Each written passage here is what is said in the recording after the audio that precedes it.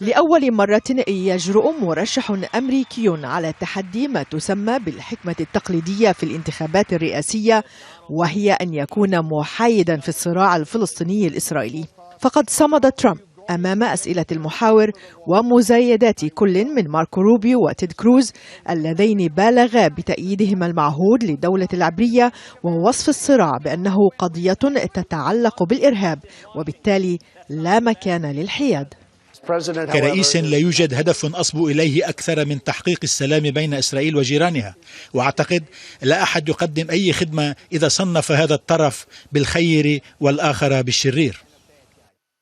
ورغم تأكيد ترامب بأنه موال لإسرائيل، إلا أنه قال إن على المفاوض ألا يتبنى موقف طرف ضد آخر، وبهذا يغرد ترامب خارج سرب الجمهوريين، وقد يفتح النار من اللب المؤيد لإسرائيل عليه ويخسره أصوات الإنجيليين الذين يؤيدون إسرائيل بشكل أعمى. أقول لك ما يفعله الفلسطينيون، إنهم يعلمون أطفالا في الرابعة من العمر بأن قتل اليهود أمر عظيم. حماس الإرهابية تطلق صواريخا على إسرائيل بشكل متواصل. هجوم روبيو كان متوقعا، فقد أيد اللوبي الإسرائيلي حملته في الكونغرس، ووعد الملياردير اليهودي شيلدون أدلسون بمنح ملايين الدولارات، وهي نقطة أخرى يستخدمها ترامب ضد منافسيه بأنه لن يخضع لإملاءات أي لوب لأنه يمول حملته من أمواله. أول ما سافعله هو نقل السفارة الأمريكية من تل أبيب إلى القدس.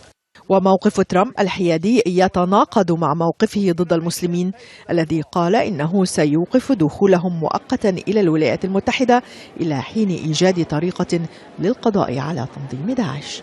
تأثيرات مواقف ترامب وحياده من القضية الفلسطينية ستتكشف تداعياتها يوم الثلاثاء المقبل، حيث ستصوت 12 ولاية في الانتخابات الأولية، وسنعرف إذا ما كان الناخب الأمريكي سيصوت لترامب أم أنه سيفكر مرتين قبل التصويت.